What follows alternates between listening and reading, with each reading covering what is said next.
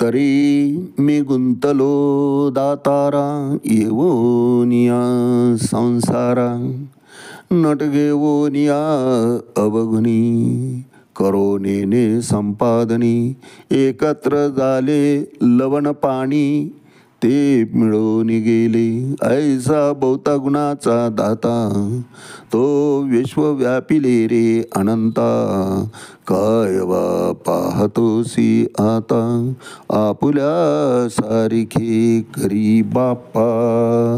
माऊली ज्ञानेश्वर महाराज की जय. एक तरी ओवी अनुभवावी या चिंतनमालेत आजचं आपलं चिंतन अध्याय 6वा आत्मसंयम योग ओवी क्रमांक 450. जे सिद्धाचिया सिंहासनी राज्य करीती त्रिभुवनी ते कुजती कोकिळवनी संतोषाच्या या ओवीवर आपण आज चिंतन करणार आहोत. अथवा योगिनामेव कुले भवती धीमताम. आता दुसरा प्रकार जो होता आपला की दीर्घकाळपर्यंत प्रगत झालेला आहे योगामध्ये, म्हणजे जन्मोजन्मी साधना करत आलेला आहे, जप तप करत आलेला आहे असा योगी, परंतु मोक्षाच्या प्रती पोहोचू शकलेला नाही. एकतर त्याचं आयुष्य कमी पडलेलं आहे किंवा थोडासा मार्ग चुकलेला आहे. विश्वामित्रांसारखा अशा योग्याला भगवंत म्हणतात मी काय करतो. कारण अल्प जरी थोडं जरी प्रगत झालेला असेल तर त्याला लगेच पवित्र आणि श्रीमंत घरानं प्राप्त होऊन जातं त्या योग्याला पुढचं. परंतु ज्यानं दीर्घकाळ तपश्चर्या केलेली आहे अशा योग्याची अवस्था गती काय होते ते भगवंत आजच्या श्लोकामध्ये सांगतायत. अथवा योगिनामेव कुले भवती धीमताम. विद्वान योग्याच्या घरामध्ये कुळामध्ये मी त्याला जन्माला घालतो. भवती असा योगी जन्म घेतो त्या ठिकाणी. धीमताम अत्यंत बुद्धिमान, सर्व अध्यात्मामध्ये पारंगत असलेलं जे घर योग्याचं, त्या घरामध्ये अतिशय गर्भसंस्कारापासून त्याला भाग्य प्राप्त करून देण्याचं काम भगवंत म्हणतात मी करत असतो. अथवा योगिनामेव कुले भवती धीमताम. पण पुढं चाललेल्या अध्यात्माच्या प्रती चाललेलं हे विश्वाचा गाडा त्यात खंत व्यक्त करतात. एतद्वि दुर्लतरम लोके जन्म यदिदृशम. भगवंत सांगतात की अशा योग्याचे घर कुळ हे मात्र फार दुर्लभ होऊन गेलं आहे. त्यावेळचं प्रमाण सांगितलं आहे महाराज भगवंतांनी की मनुष्याणां सहस्रेषु कश्चित् तपि सिद्धये. मला पूर्णार्थानं सर्वार्थानं जाणू शकणारं एखादाच मनुष्य आणि त्याचं प्रमाण सांगितलं होतं. मनुष्याणां सहस्रेषु 1000मध्ये एखादा मनुष्य, एखादा योगी असा या पृथ्वीतलावर असतो असं भगवंतानं 5000 वर्षापूर्वी सांगितलं आहे. आजचं प्रमाण मात्र कोटी लोकांमध्ये एखादा मिळेल महाराज. तेही मिळेल की नाही शंका आहे. म्हणून भगवंत त्या ठिकाणी खंत, एक प्रकारे खंत व्यक्त करून सांगतायत की एतद्वि दुर्लतरम लोके जन्म यदिदृशम. अशा प्रकारचं घर मिळणं फार दुर्मिळ आहे. योग्याचं घर मिळणं अर्थात अशा योगाच्या कुळामध्ये जन्माला जाणारे योगभ्रष्टसुद्धा नगण्यच आहे, अतिशय कमीच आहे महाराज. एवढी साधना प्राप्त करणाऱ्यांची संख्याही कमीच आहे. अहो संतुलित ठेवत असतं ते. योग्यांचे घरं जसे मर्यादित झाले तसे त्या घरामध्ये जन्माला जाणारे योग्यतेचे योगभ्रष्टसुद्धा मर्यादितच झाले महाराज. म्हणून भगवंत आजच्या श्लोकामध्ये दुसऱ्या प्रकारामध्ये मोडणारे, म्हणजेच दीर्घकाळ प्रगत झालेला योगी आहे परंतु आयुष्य कमी पडलं किंवा योगभ्रष्ट झाला तर त्याची गती पुढे काय होते यावर भाष्य करताना भगवंत सांगतात. अथवा योगिनामेव कुले भवती धीमताम.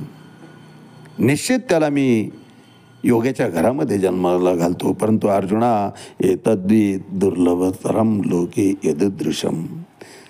अतिशय दुर्मिळ अशी संख्या या योग्यांच्या घराण्याची आहे. आणि त्या ठिकाणी जन्म घेणाऱ्या योग्यांची सुद्धा आहे. हे अप्रत्यक्षपणे भगवंतांना सांगायचं आहे महाराज. आणि यावर भाष्य करताना माऊली आजच्या या 450 क्रमांकाच्या ओवीमध्ये म्हणतात की जे सिद्धांची या सिंहासनी राज्य करीती त्रिभुवनी, जे कुजती कोकिळवाणी संतोषाच्या. आनंदच आनंद असतो त्यांच्या घरामध्ये. असो ऐसा कोठे आठवची नाही देहीची विदेही भोगुदशा. या अवस्थेला त्या घराण्यातला प्रत्येक मनुष्य पोहोचलेला असतो. माऊली वर्णन करताना भगवंत तेच सांगतात अर्जुनाला की जे सिद्धांची या सिंहासनी, दिसायला साधक असले परंतु सिद्ध अवस्थेला ते पोचलेले असतात. राज्य करीती त्रिभुवनी, ते कुजती कोकिळवनी संतोषाचा. एकमेवा द्वितीय असं ते घर असतात. त्यांच्या घरासारखं दुसरं कोणी असूच शकत नाही महाराज. आणि एकमेवा द्वितीय या सिद्धांताच्या सिंहासनावर बसून त्रिभुवनाचं राज्य करतात ते. आपण यापूर्वी बघितलं की राजा किती बलाढ्य असला, शूर असला, सम्राट असला, तरी विचार, राजाच्या आचाराला विचार मात्र ऋषीमुनींचे होते. म्हणून ते सिद्धांताच्या सिंहासनावर बसलेले असतात. माऊली सांगतात काय वाक्यरचना आहे महाराज. आणि त्रिभुवनेचं राज्य करतात. नुसते या मृत्यूलोकाचं नाही महाराज, देवाला सुद्धा इतकंच काय, दानवांना सुद्धा त्यांचं ऐकावं लागतं. राक्षस कितीही आलेत मस्तीला तरी त्यांचा अंतिम विचार हा ऋषीमुनींनीच दिलेला आहे महाराज. रावण कितीही मदमस्त झाला तरी संपूर्ण कुळाचा उद्धार करण्याकरता काय करावं लागेल हे नारदांनाच सांगावं लागलंय महाराज. नारदांनीच सांगितलंय की तू त्याच्याच पत्नीचं हरण कर. कारण स्त्री करता मनुष्य काहीही करायला तयार होतो महाराज. एकदा ते केलं की तो तुझ्या समूळ कुळा, तुझा नाही तुझ्या समूळ कुळाचा नाश करेल. आणि मग त्याच्या हातून जर मरण येत असेल तर उद्धार निश्चित आहे. नारदाला सांगावं लागलं. म्हणून माऊली सुद्धा या ठिकाणी वर्णन करतात की जे सिद्धांची या सिंहासनी राज्य करीती त्रिभुवनी, ती कुजती कोकिळवनी संतोषाच्या. संतोष रूप वनामध्ये मधुर ध्वनी करणारे कोकिळच आहेत जणू. कोकिळाचा आवाज कसा असतो महाराज, सर्व पक्ष्यांमध्ये मधुर असा आवाज असतो. ते संपूर्ण वैभव या योग्याच्या घराण्याला प्राप्त झालेलं असतं. ते गुंजन करतात. भगवत नामाचं, ध्यानाचं सतत गुंजन त्यांच्या मुखातून चालू असतं. विषय तो त्यांचा झाला नारायण, नाबडे जन धन माता पिता. जे क्षणिक आहे, क्षणभंगूर आहे, अशा कुठल्याही प्रकारच्या विषयांमध्ये ते रमत नाही. त्यांचा विषय एक मात्र झालेला असतो, नारायण. आणि असा नारायणाचा, भगवंताच्या नामाचा जयघोष अहर्निशी ज्यांच्या मुखातून चालतं, ज्यांच्या घरातून असे ध्वनी येतात, अर्जुना अशा योग्याच्या घरामध्ये मी त्या दीर्घकालीन तप केलेल्या योगाला जन्माला घालत असतो. अथवा योगिनामेव कुले भवती धीमताम.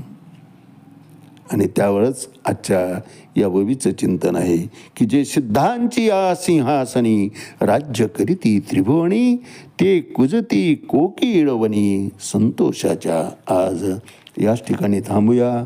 रामकृष्ण रे पुंडलिक वरदा रे विठ्ठल. श्री ज्ञानदेव तुकाराम पंढरीनाथ भगवान की जय. माऊली ज्ञानेश्वर महाराज की जय. जगद्गुरु तुकाराम महाराज की जय. शांती ब्रह्म एकनाथ महाराज की जय. आदि शक्ती मुक्ताबाई की जय.